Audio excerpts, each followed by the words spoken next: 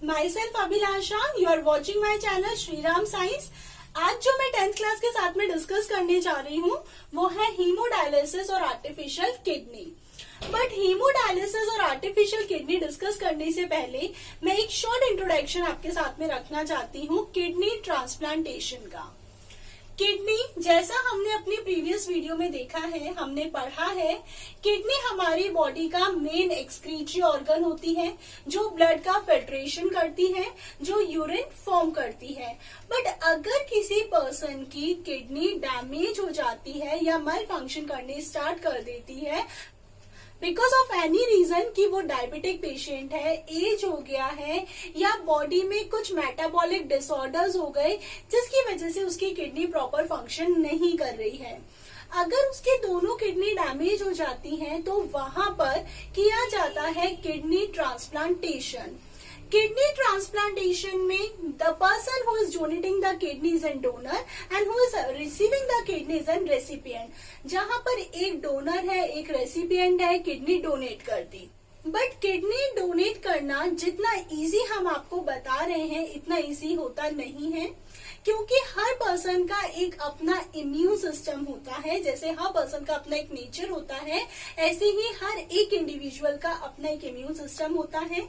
जब किसी डोनर की किडनी किसी रेसिपिएंट में ट्रांसफर की जाती है तो कुछ केसेस में ऐसा भी होता है जहां पर किडनी ट्रांसप्लांटेशन करने के बाद भी जिसने किडनी एक्सेप्ट करी उसकी बॉडी ने उस किडनी को रिजेक्ट कर दिया। जो रेसिपिएंट था उसके बॉडी के सिस्टम ने उस किडनी को रिजेक्ट कर दिया, क्योंकि बॉडी के अंदर इतनी कैपेसिटी है कि वो रिकॉग्नाइज कर सकती है whether they our own body organ और नॉट। और ये जो आपके पास में होता है इसकी वजह से कभी किसी केसेस में ऐसा भी होता है जहां पर जो पर्सन किडनी डोनेट कर रहा है दूसरा उसको रिसीव कर रहा है और इजी गोइंग वहां पर उसकी बॉडी एक्सेप्ट कर लेती है।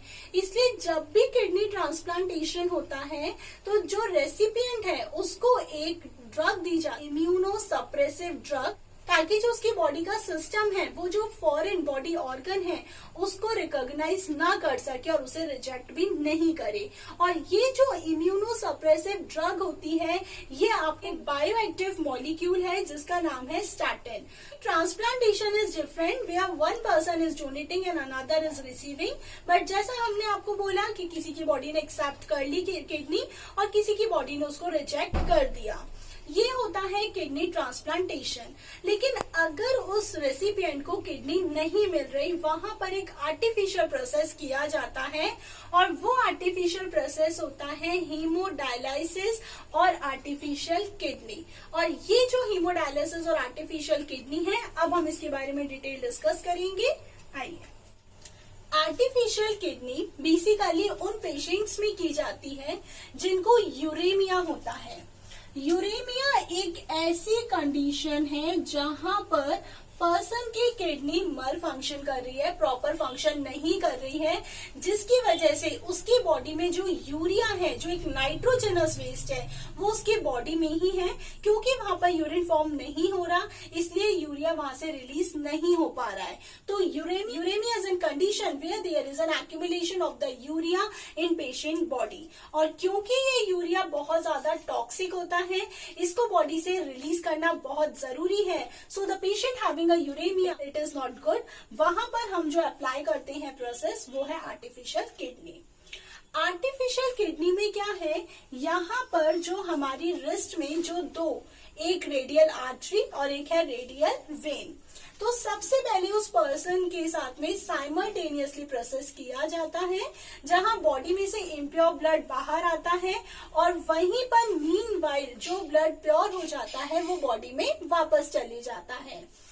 रेडियल आर्टरी के through, this is radial artery, इस रेडियल आर्टरी के थ्रू उस पर्सन की बॉडी में से इम्प्योर ब्लड जो है उसे बाहर लिया जाता है, इजेक्ट किया जाता है। और वहां पर आपके पास में एक डिवाइस है जिसको कि हम कह रहे हैं कैथेटर। कैथेटर का काम होता है उस ब्लड को पंप करने में हेल्प करना। रेडियल आर्टरी जिसके पास में हमेशा इम्प्योर ब्लड होता है वो उसको लेकर आती है, और वो जैसे ही ब्लड आता है वो ब्लड इन ट्यूब्स में से पास होता है। ये जो ट्यूब्स हमने यहाँ पर बनाई हैं ये हमारे पास में है सैलोफेन ट्यूब, इनको हम कहते हैं सैलोफेन ट्यूब्स। ये जो सैलोफेन ट्यूब होती हैं ये सेमी परमिएबल है और सेलेक्टिवली परमिएबल है, means they control the entry and exit of some selected material. तो जैसे ही ब्लड इन सैलोफेन ट्यूब में से पास होगा, जैसे ही ब्लड इस तरीके से सैलोफेन ट्यूब में पास होगा, रेडियल आर्टरी में से इम्प्योर ब्लड आया और वो ब्लड इस सैलोफेन ट्यूब में से पास होगा। एज आई टोल्ड यू कि सैलोफेन ट्यूब जो है वो सेलेक्टिवली परमिएबल है, वो कंट्रोल कर लेगी। तो वो कंट्रोल क्या करेगी, जब ब्लड इस सैलोफेन ट्यूब में से पास होगा तो उस ब्लड में जो भी इम्प्योरिटीज होगी वो इस सैलोफेन ट्यूब में से, क्योंकि ये सेमी परमिएबल है, बाहर रिलीज होती जाएगी। ये यहाँ पर बाहर रिलीज होती जाएगी। फाइनली लास्ट तक पहुंचते पहुंचते ब्लड प्योर हो जाएगा और वो प्योर ब्लड पर्सन की बॉडी में फिर से इनोक्यूलेट किया जाएगा, जिसको लेकर जाएगी रेडियल वेन। रेडियल वेन जिसमें होता है प्योर ब्लड, और ये काम उस पेशेंट के साथ में साइमल्टेनियसली हुआ, जहां उसके रिस्ट में से एक तरफ रेडियल आर्टरी इम्प्योर ब्लड लेकर आ रही है, वो ब्लड प्योर होकर रेडियल वेन उसी टाइम उस प्योर ब्लड को बॉडी में डिस्ट्रीब्यूट कर रही है। क्योंकि ब्लड उस सैलोफेन ट्यूब में से पास हो रहा है जो कि सेलेक्टिवली परमिएबल है, तो उसमें जो भी इम्प्योरिटीज हैं वो पीछे की तरफ रिलीज होती जा रही है। ये उन लोगों के साथ में किया जा रहा है जिनको कि यूरेमिया है। कैथेटर जो कि ब्लड को पंप करने में हेल्प कर रहा है। यहाँ पर ये जो पूरा हमारा सेटअप है इसको बोला जाता है dialyser. This is dialyser. Haem means blood and dialysis means filtration. Means haemodialysis का मतलब होता है to filter the blood. Blood के फिल्ट्रेशन को हम बोलते हैं हीमोडायलाइसिस, और ये जो पूरा सेटअप होता है इसको बोला जाता है डायलाइजर। जैसे जैसे इम्प्योरिटीज इन सैलोफेन ट्यूब में से वहां पीछे की तरफ रिलीज होती जाएगी, वहां पर एक सॉल्यूशन फिल होगा उस डायलाइसिस में, और वो जो डायलाइसिस में सॉल्यूशन फिल होगा उस सॉल्यूशन को हम बोलेंगे, ये जो सॉल्यूशन होगा इस सॉल्यूशन को हम यहां से तो इनोक्यूलेट करेंगे, जिसको कि हम बोल रहे हैं fresh dialysing solution. This is fresh dialysing solution. जो भी इम्प्योरिटीज होगी वो इस फ्रेश डायलाइजिंग सॉल्यूशन में मिक्स होती जाएगी।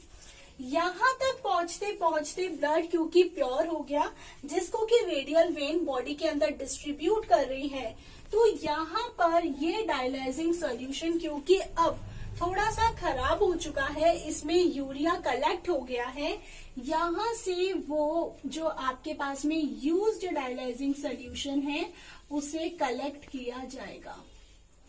ये काम भी इस डायलाइजर के अंदर साइमल्टेनियस हो रहा है, जहां पर फ्रेश डायलाइजिंग सॉल्यूशन ऐड करा और दूसरी तरफ से हमने जो यूज्ड वाला डायलाइजिंग सॉल्यूशन है वो आपने कलेक्ट कर लिया। अब यहाँ पर आपके पास में क्वेश्चन ये है कि what is the composition of dialysing solution. Dialysing solution में ऐसा क्या होता है। ये जो डायलाइजिंग सॉल्यूशन है इसका जो कंसंट्रेशन है वो ब्लड के प्लाज्मा जैसे होगा, बस प्लाज्मा नेचुरली है, डायलाइजिंग सॉल्यूशन आर्टिफिशियली है। प्लाज्मा के अंदर कुछ अमाउंट ऑफ नाइट्रोजनस वेस्ट है, जबकि हमने जो डायलाइजिंग सॉल्यूशन बनाया है उसमें कुछ भी आपके पास में नाइट्रोजनस वेस्ट नहीं है। ये वाला जो प्रोसेस है इसको ही हम आर्टिफिशियल किडनी और हीमोडायलिसिस बोलते हैं। ये डिपेंड करता है कि पर्सन की किडनी की सिचुएशन क्या है, उसके बेसिस पर ये जो प्रोसेस है ये फॉलो अप होता है। ये ट्वाइस इन अ वीक भी हो सकता है, वंस इन अ वीक भी हो सकता है, वंस इन अ मंथ भी हो सकता है, depends on the condition of the kidney. ये पूरा प्रोसेस होने में 4 to 6 आवर्स लग जाते हैं। द मोस्ट इम्पोर्टेंट पॉइंट कि जब उस रेडियल आर्टरी में से ब्लड आता है और ब्लड आकर इन सैलोफेन ट्यूब में से पास होता है, उस टाइम उस ब्लड के अंदर एक केमिकल ऐड किया जाता है जिसका नाम होता है हेपारिन।